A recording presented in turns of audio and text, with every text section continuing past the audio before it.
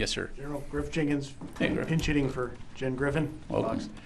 Two-pronged question. First, the administration redesignating the Houthis as this specially designated global terrorist list, seen as a lesser designation than the FTO. How does that impact you guys? Does it take away any tools for holding terrorists accountable? If you could speak sort of to that. And then the other question on Secretary Austin, as we are now learning more about the lack of communication he provided in his around surrounding his hospitalization, is he being held to the same standard of accountability that yourself or anyone else in uniform in this building would be? Yeah, thanks, Griff. On your first question, I'm not aware of any impact on our ability to conduct operations as necessary in terms of supporting Operation Prosperity Guardian, for example, or conducting self-defense strikes or aiming to disrupt and degrade Houthi capability. Again, what I think you're seeing here is a whole of government effort to apply the tools of national power as it relates to deterring the Houthis, and that can include a variety of means, not only military force, but also economic and diplomatic efforts. And importantly, this is not a United States alone issue. This is something we're working with the international community on. As it relates to the Secretary, look, the Secretary put a statement out taking full responsibility on the issues related to transparency and has committed to doing better. We as a department recognize that there were shortfalls, especially as it related to the notification timelines, and so we are conducting a 30-day review. In addition, the Department of Defense Inspector General is also conducting a separate and independent review. So we will obviously support those, and we will make sure that we're doing what we need to do to improve and do better next time. Thanks. Jenny. Thank you, General. Two questions on Russia and North Korea. Regarding the solid fuel intermediate range ballistic missile that North Korea launched last weekend, North Korea announced that it was a hypersonic missile launch. What is the U.S.'s analysis on that? Yeah, thanks, Shani. Again, when it comes to destabilizing activity, we'll continue to call on North Korea to refrain from such activity, and we'll continue to consult closely with our allies in the region to ensure that we can maintain regional peace and security. Let me go.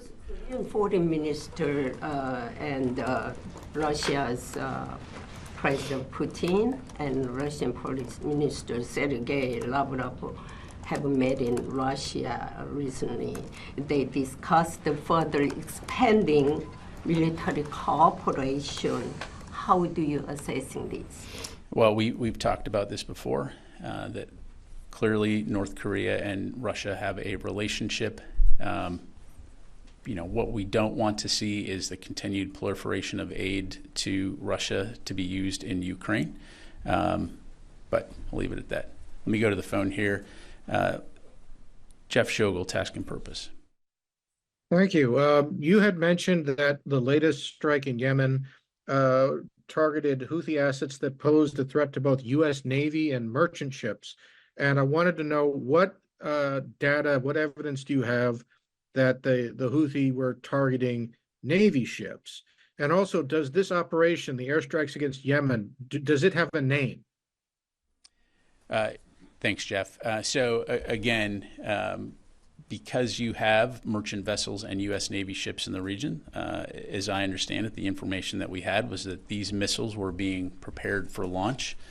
And so these strikes were taken in self-defense in order to neutralize that capability, again, as part of the effort to disrupt the Houthi ability to conduct strikes. And to answer your question, I'm not aware of any official designation, i.e. named operation for these strikes. Thank you. Let me go to Nancy, and then we'll go back to the phone. I want to start with the strike on the Houthis.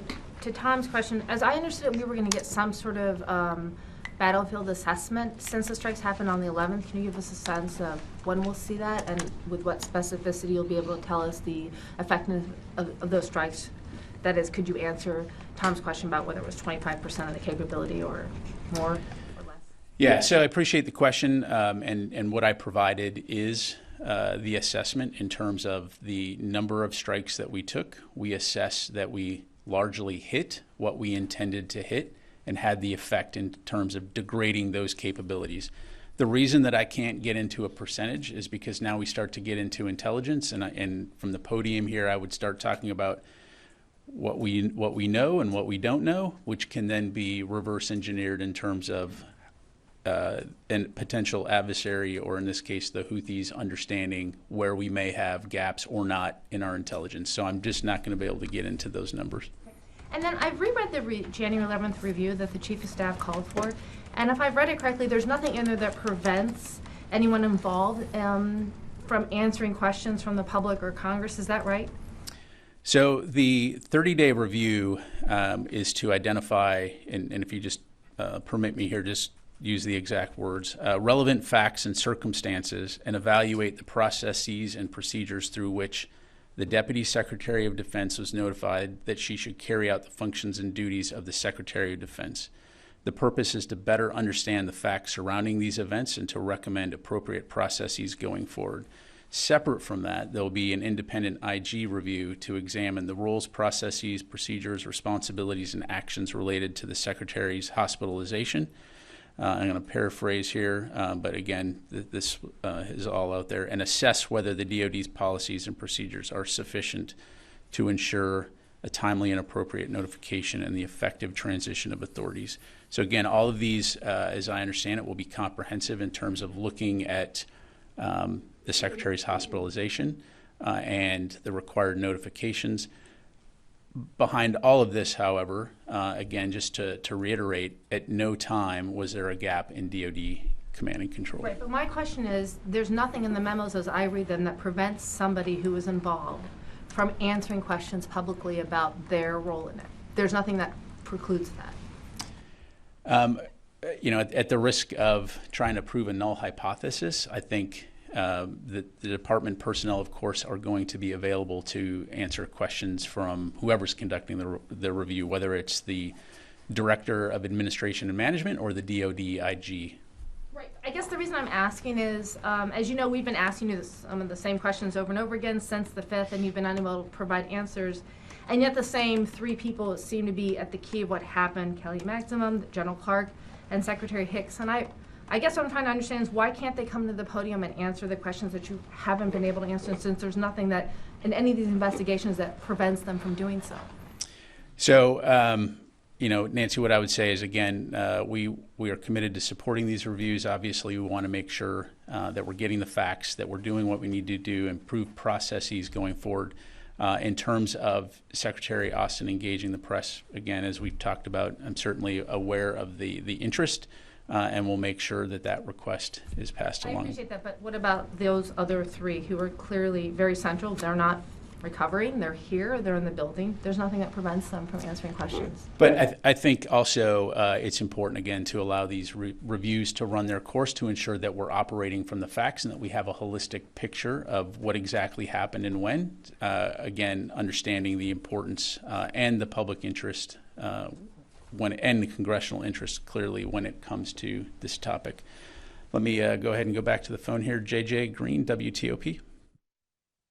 General, the Houthi attacks, can you say if these attacks that have been coming from locations recently have been locations that were hit in the U.S.-led coalition's strikes, or are these coming from new locations? And the second question, how does Iran's recently affirmed willingness to launch attacks directly impact the Pentagon's posture in the region? Yeah, thanks, JJ. On your first question, I'm not going to be able to get into the specific launch sites of Houthi missiles, other than to say, again, they do retain some capability, clearly. And again, we will continue to do what we need to do to work with partners to deter these attacks, and importantly, to safeguard vessels that are transiting the Red Sea. As for Iran's attacks, or the missile strikes that they conducted yesterday, again, they've put out a statement in terms of what those attacks or those missile strikes were conducted for. I'd refer you to them. The only thing I would say is, again, we've seen reports that these strikes were not precise.